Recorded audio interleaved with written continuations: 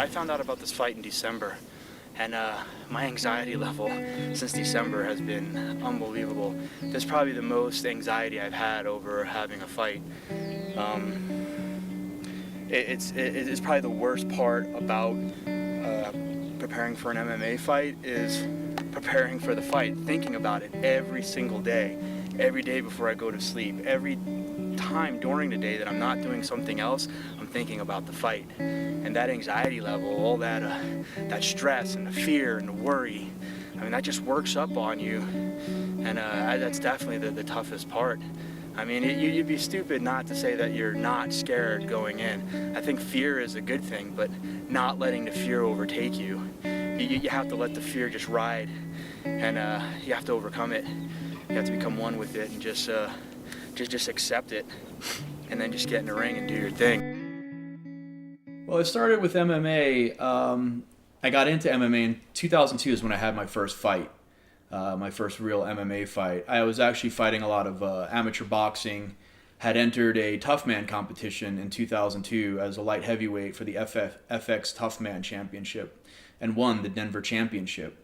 Had 7 fights and won all 7 fights and became the light heavyweight Denver Tough Man champion. This fight's a little bit different for the fact that I'm 42, going to be 43 in August. Training for this fight has been awesome. I just want to say thank you to everyone that's helped me out. But there has been some difficulty with it. I have to realize that my body's just not responding like it was 10 years ago. Those fast twitch muscles and things like that.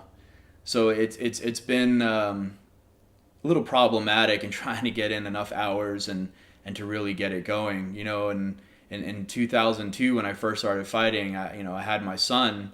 I was divorced at the time, but I had much more time to train, and now I've got a full family, a 5-year-old. I'm remarried. I'm got a lot of things going on, and trying to find that training time and time for family and work and everything else that I do. Working for the government takes a lot of my time up, but I also own a small consulting business on the side, and that takes up some time, and just life gets in the way of you training. And if you're going to be successful at MMA, you need to train. And I was putting in about 12 hours a week training MMA and doing the other things that I was doing, and it just really starts to wear on you. My name's John Fabbricatore. I train at Portela Brazilian Jiu-Jitsu. You can expect that when I get in a cage, all it's going to be about is winning. I need to win this fight. I want to win this fight, and there's no other options. There's anxiety backstage, but once my music hits and we start to walk down toward the cage, it kind of just goes away. I kind of let that fear just wash over me, and I say, all right, I'm in the moment now. This is a reality. We're going to get in the cage. You know what to do. Just do it. So once that music hits and I start to walk toward the cage, it really it doesn't sink into the point where I get frozen with fear. I actually get more motivated. I know that I have a job now to do, that I'm going to get in there and I'm going to fight, and I'm going to be successful at it. And it's that time for fear and that time for anxiety that is built up over the months.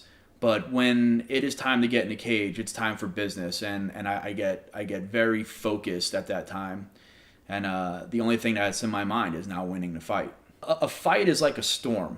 Things are just happening as you go in, and if you're trying to make something happen, you're not really watching out. So I'm gonna go in there and I'm going to do what happens. I'm going to go in there if the fight starts standing, and I've got to keep it standing for a little while and watch my defense and tactically get in there and do a takedown and bring him to the ground. I'm going to do that. I'm not going to be looking for the takedown every time, because then you're not looking for punches to come. So, I'm going to go in there looking at everything, and then I'm going to make things happen. And when they do happen, I'm going to take advantage of them. So training out at DCR MMA and looking forward to a victory. That's about it. This is my 8th MMA fight. I've never seen him fight before, but it really doesn't matter. I mean, it's a fight. Do you really know who you're fighting if you get into a street fight? You know, you just got to be prepared. This is probably my last fight, and I can't go out with a loss. I can't. I'm 43 and I need to be done with MMA, but I got to go out on a win. I got to win.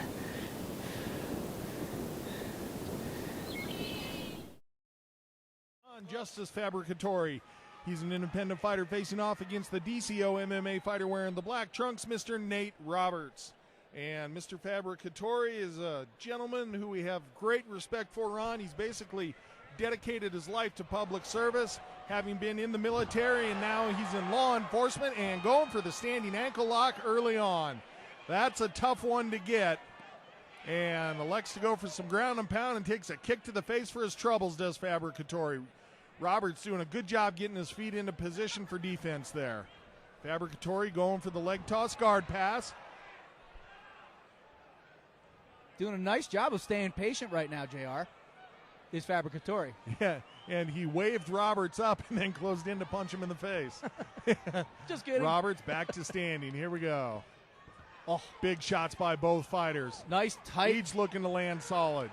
Very nice, tight defense by Fabbricatore, a.k.a. Justice. And staggered is Roberts. Fabbricatore's going to try to close it out here. Roberts firing back hard. Wow, these two are going at it, JR. Look at this. And the This crowd on is his loving feet. it. Oh, my goodness. Looks like Fry Takayama in there. It does. It oh, does. my goodness. And Oh. a big takedown scored for Roberts. Nice job changing levels. Fabbricatore has head control. He's going to be able to turn it over and come out on top here. This is a dangerous spot for Nate Roberts. Head pressure now for Fabbricatore. Lost his hold on the choke. See if he transitioned back control. Nope. Going to go to punch his opponent in the head. Never a bad option in a fight. Fabbricatore really laying down the East Coast lumber right now. Strong Island representing. Oh, and that's going to be it. Congratulations Fabbricatore. to John Fabbricatore. Goes home with the victory by TKO, maybe a KO in round number one. Fabbricatore making a statement. Wow. Wow.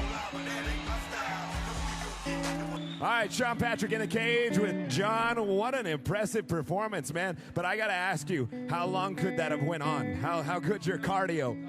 My cardio's good, but the kid can hit hard. I mean, he had me seeing stars, so he's a heavy puncher.